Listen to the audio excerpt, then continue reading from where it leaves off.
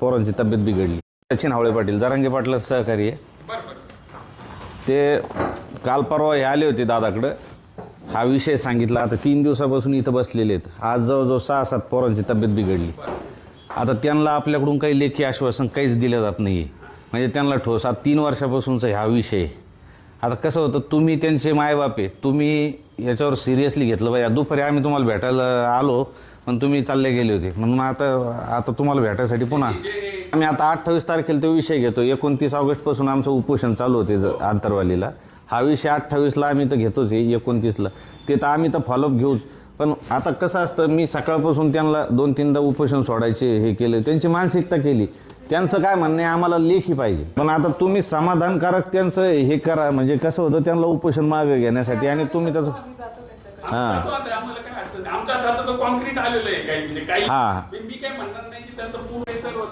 तर त्यांना विचारा. आम्ही त्याच भूमिकेत होतो. तुम्ही जर भेटले असते दुपारीच हा विषय मिटवत होतो आम्ही. पण त्यांचं कसं झालं, त्या पोरांना बी शाश्वत 3 वर्षापासून शासनाकडून काही कॉन्क्रीट आल्याशिवाय मी काय आश्वासन देऊ शकतो.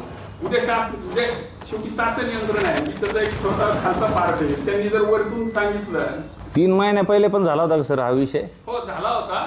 आपण प्रपोजलही पाठवलं होतं, पण त्यात मला वाटतं एप्रिलमध्ये गेला होता.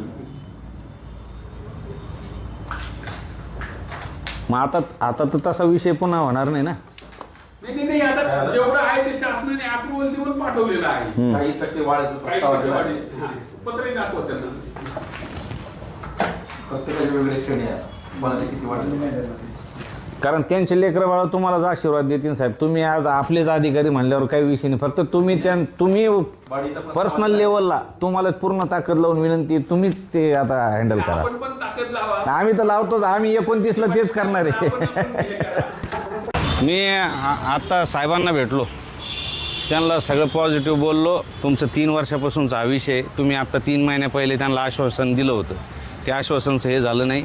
तर ते म्हणले माझ्याकडं ठोस हे नव्हतं, तर मी ते ताबडतोब उचलतो. म्हणलं तुमच्याकडे 8 दिवस आहे, तुम्ही आता खाली जाऊन त्यांचं स्वतः समाधान करायचं. ते काय सांगतात ते, तर ते आता वरून खाली येऊ राहिले, तुम्हाला लेटर देते. तुमचे सगळं बोलणं झालं आहे. ते तुमचं काय पगार वाढीसाठीचं ते हे पण त्यांनी प्रिंट केलं आहे सगळं, ते तुम्हाला दाखवतील लगेच. अगोदर तुम्ही एकदा समजून घ्या. ते हे चांगलं झालं तरी आम्ही 28-29ला तुमचा विषय घेणार आहे.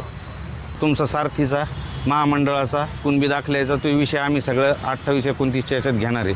तिथं तर 100% होणार आहे. हे जे आता तुम्हाला समाधान करणार आहे ते लेखी तुम्हाला आश्वासन घेऊन येऊ राहिले खाली पगारवाढीचं आणि ते तुमचं याचा. तर तुमच्या लढ्याला, ह्या 3 दिवसाच्या लढ्याला चांगलं यश आलं आहे, ते 100% येते. मी सांगितलं 7 जण ॲडमिट झाले होते आज, म्हणजे माझ्यासमोर तुम्हाला नेलं, नंतर बहुतेक 5-6 जण गेले म्हणजे. त्यांना हे बी म्हणलं की जर तुम्ही आज हे नाही केलं तर उद्यापासून सगळी इथं ॲडमिट व्हायला चालू होती.